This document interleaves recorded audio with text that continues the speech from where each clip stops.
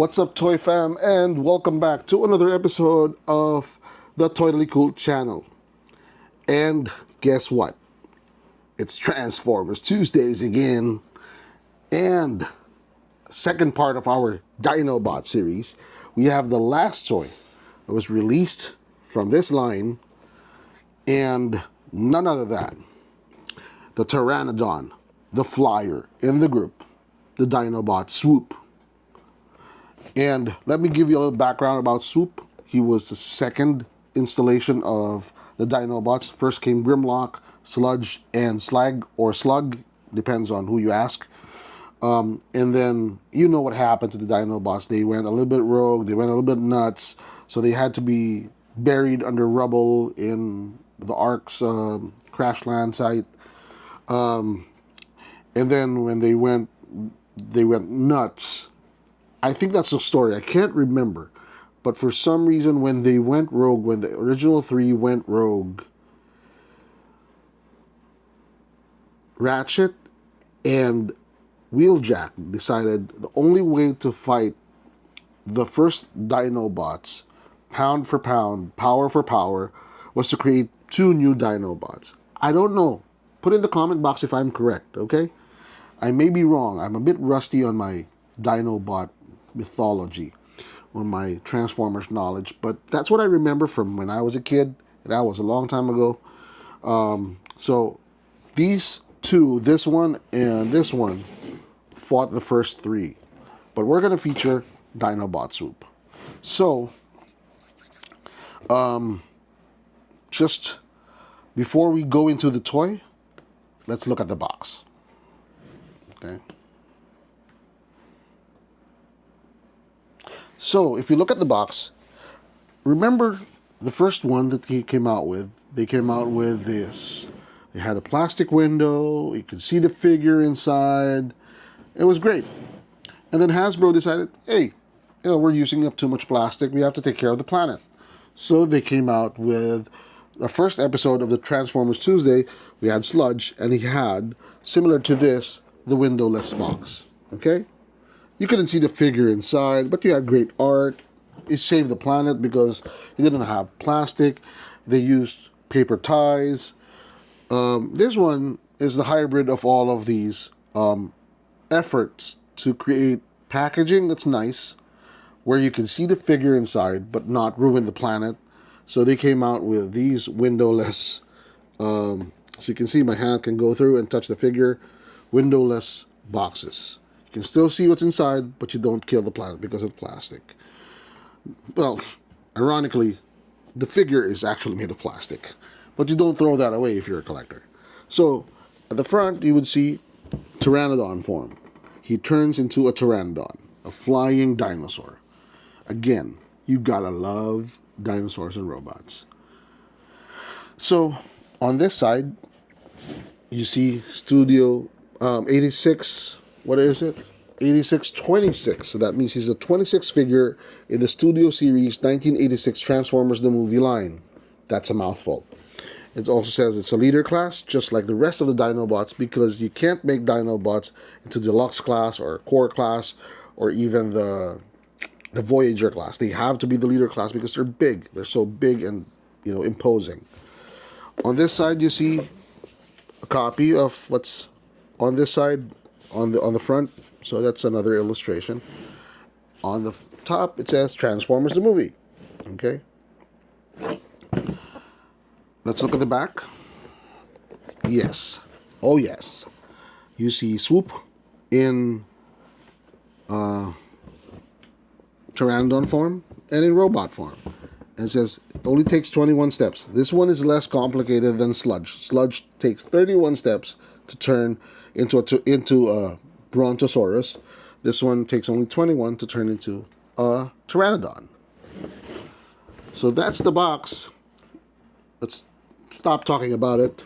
Let's show you what you came to this channel for, and that is what's inside. So let's open them up.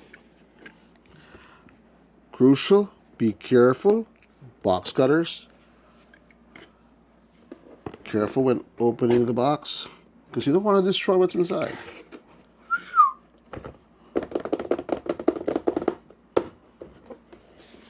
Okay. Nice. So they saved up on cardboard on this one too. Okay. Okay. Okay. Now before we go into the figure, let's go back to the other part. As you can see through the window, there's a backdrop. Okay. Backdrop included. Says so right here at the back. Backdrop included. So let's pull that out and show you what that backdrop is. Now, Sludge, if you would go back to the video, and you could, I'll put the link down below for the Sludge video. It was a backdrop for when they were, I think they were in the planet where they had the Quintessons. So that's the whole Judgment Room. This one is the Battle of Autobot City. If you would recall that scene where they were in Shuttle 2 with Optimus Prime, after they got called for rescue, they got called for help, when Blaster sent out a radio call stating that the Decepticons were attacking Autobot City. I think it was Optimus Prime that was piloting that shuttle, not the other one that Hot Rod fired at. And he said, "Dinobots, destroy Devastator." So they just jumped through a chute. Mid-air, they transformed into dinosaurs. And they fought Devastator. So Swoop comes in after Sludge gets hammered. I mean, that scene, if you would recall, Devastator kicked Grimlock away. Sludge comes running. Devastator bashes him in the back. Then Swoop comes in and gets taken out by falling debris. So this is part of that battle. So that's the background. Okay, let's put the box down. And also inside the box, by the way, as usual, your manual. And yep, says 8 years old and above, takes 21 steps to transform. Put that aside. The back of the packaging, you see, I think these are weapons too. I don't know. Let's take him out. Oh, nice. That's nice. Let me show you. Take the tape off. Somehow I don't even want to tear this apart because, as you can see, nice detail. It even has the Autobot emblem on the paper. It used to be just plain brown paper. Now it's got Autobot written all over it. So what's inside? I don't even... Oh, it's got the missile tips for his wings.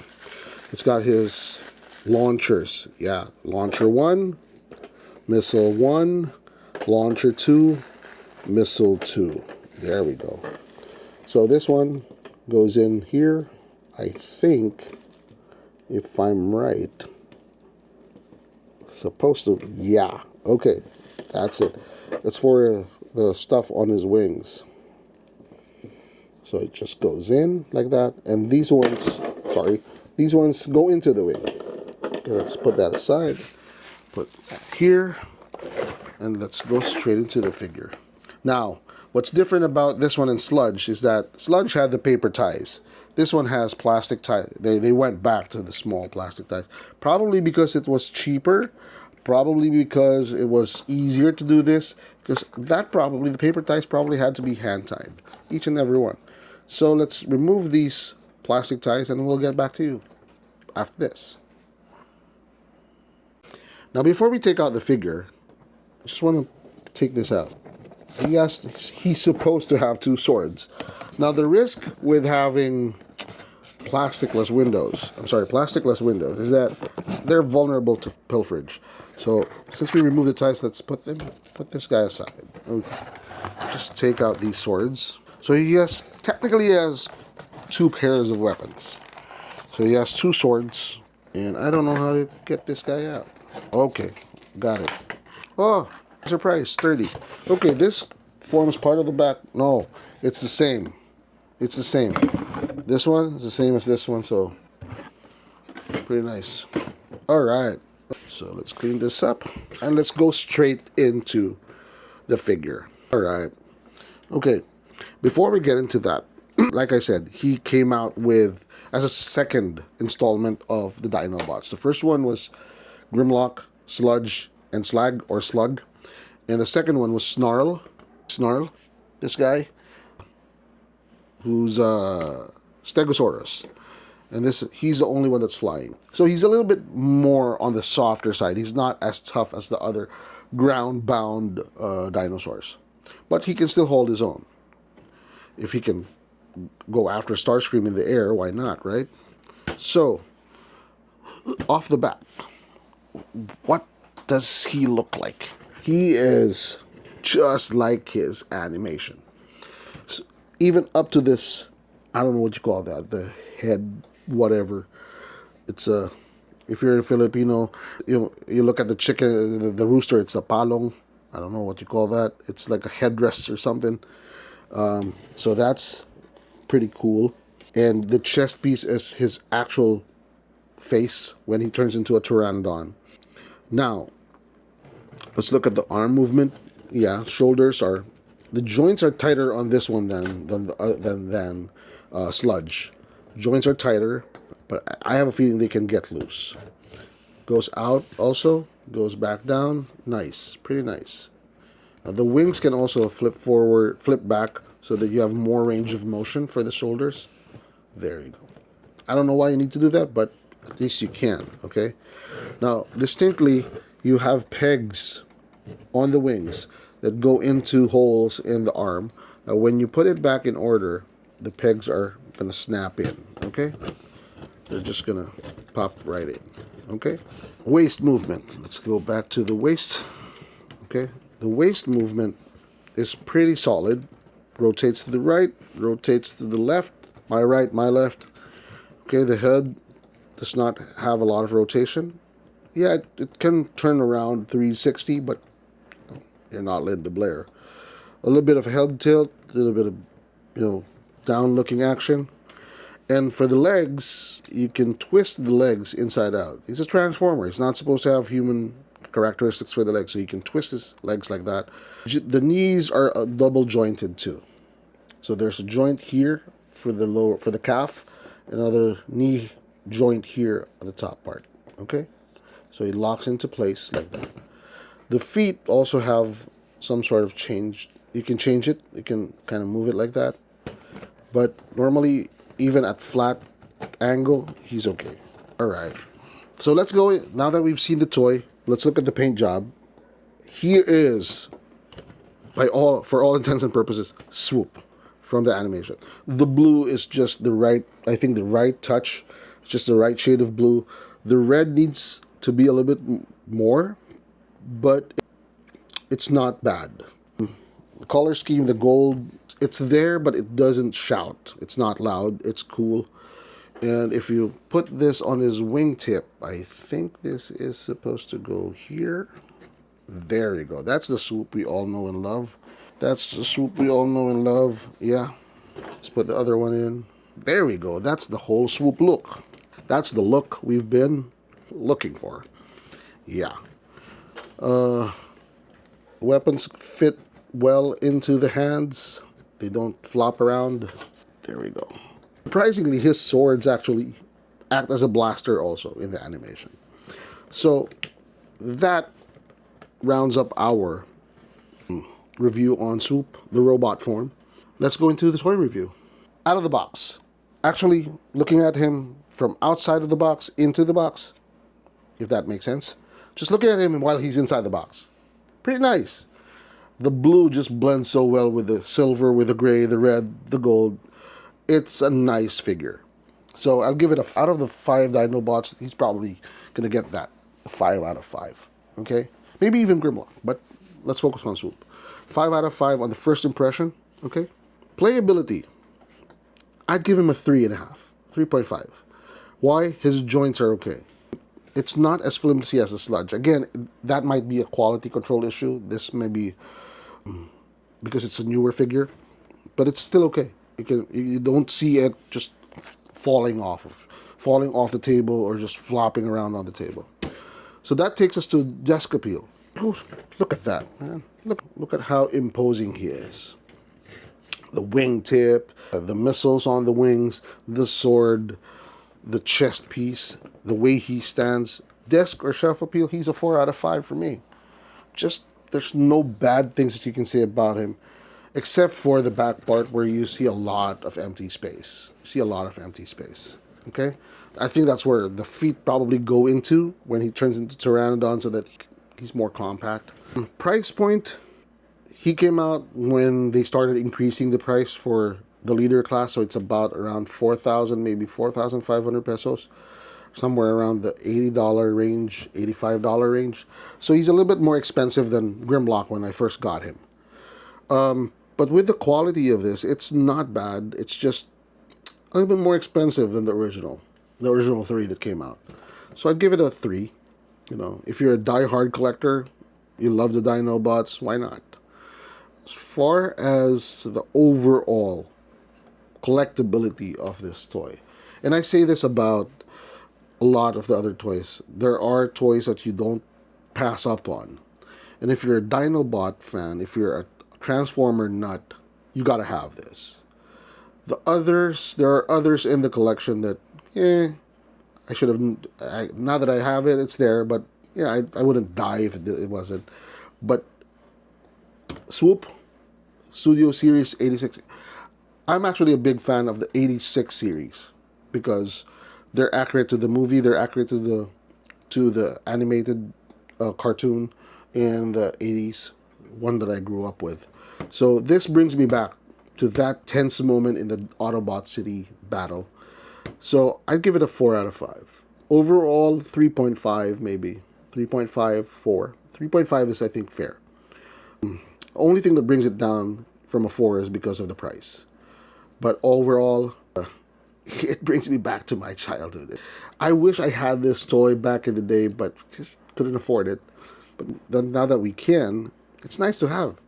And I probably would keep him out of the box. I would love to finish the whole series so that I can just put them on a display case.